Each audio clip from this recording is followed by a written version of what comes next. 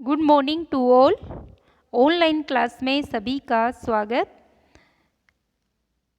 आज हम धन विधेयक के बारे में अध्ययन करेंगे भारतीय राज्य व्यवस्था में कि धन विधेयक क्या है, धन विधेयक के पारित होने की प्रक्रिया और धन विधेयक व वित्त विधेयक में क्या अंतर है। तो प्रीवियस वीडियो में हमने पहले साधारण विधेयक के बारे में अध्ययन किया था कि साधारण विधेयक की जो पारित होने की प्रक्रिया है उसके बारे में। अब हम धन विधेयक के बारे में चर्चा करते हैं। भारतीय संविधान के आर्टिकल 110 में धन विधेयक की परिभाषा दी गई है। धन विधेयक के अंतर्गत निम्नलिखित विषय सम्मिलित किए जाते हैं, यानी जो विषय सम्मिलित किए गए हैं वो धन विधेयक से रिलेटेड है। किसी भी कर का लगाना, कोई भी कर अगर लगाया जाता है, हटाया जाता है, परिवर्तन उसमें किया जाता है या नियंत्रित करना, तो वो धन विधेयक में आएगा। सरकार द्वारा धन उधार लेना, भारत की संचित निधि या जो आकस्मिक निधि है उसकी अभिरक्षा, संचित निधि में पैसा जमा करना व निकालना, आकस्मिक निधि में पैसा जमा करना व निकालना, किसी भी खर्च को भारत की संचित निधि पर भारित करना और भारत की संचित निधि या लोक लेखा से धन प्राप्त करना या उसकी रक्षा करना, ये सब धन विधेयक में शामिल है। कोई भी विधेयक धन विधेयक है या नहीं, इसका निर्धारण लोकसभा अध्यक्ष करता है। ये ध्यान रखिएगा, कॉम्पिटिटिव एग्जाम में अक्सर पूछ लिया जाता है कि कोई भी विधेयक धन विधेयक है या नहीं, इसका निर्धारण किसके द्वारा किया जाता है, तो लोकसभा अध्यक्ष से, और उसका निर्णय ही इसमें अंतिम माना जाता है। धन विधेयक को प्रस्तुत करने से पहले राष्ट्रपति की अनुमति ली जाती है, यानी राष्ट्रपति की अनुमति के बिना सदन में, यानी संसद के जो सदन यानी लोकसभा में इसे नहीं रखा जा सकता। पहले राष्ट्रपति की अनुमति मिलेगी तभी से सदन में प्रस्तुत किया जा सकता है। इसलिए वह धन विधेयक पर अपनी अनुमति प्रदान करता है और धन विधेयक केवल पहले लोकसभा में ही प्रस्तुत किया जाता है। जब धन विधेयक राष्ट्रपति की अनुमति के लिए प्रस्तुत किया जाता है तब राष्ट्रपति उस पर अनुमति प्रदान कर सकता है अथवा वह विधेयक को अस्वीकार भी कर सकता है। लेकिन जब वह राष्ट्रपति उस विधेयक को पुनर्विचार के लिए नहीं भेज सकता, क्योंकि धन विधेयक लोकसभा में ही रखा जाता है और लोकसभा के बाद में धन विधेयक को राज्यसभा में भेजा जाता है। राज्यसभा में जब धन विधेयक को भेजा जाता है तो राज्यसभा धन विधेयक को अस्वीकृत नहीं कर सकती। राज्यसभा धन विधेयक में संशोधन कर सकती है, परंतु उसको मानना लोकसभा का विशेषाधिकार है, यानी उस संशोधन को चाहे तो मान सकती है लोकसभा और स्वीकार कर सकती है और चाहे तो नहीं।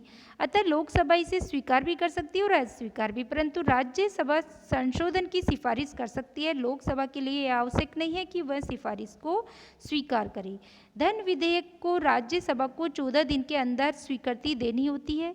यदि राज्यसभा ने 14 दिन के अंदर उसको स्वीकृत नहीं किया तो भी विधेयक को राज्यसभा द्वारा क्या माना जाएगा, स्वीकृत।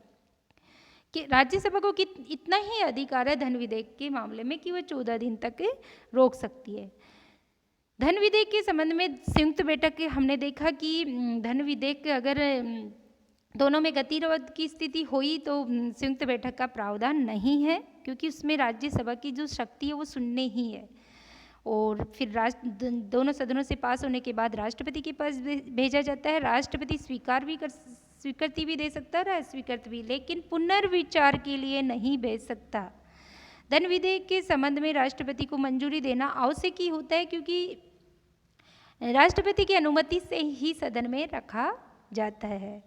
अब हम धन विधेयक और जो वित्त विधेयक है उसके बारे में, जो इन दोनों में क्या अंतर है पढ़ेंगे।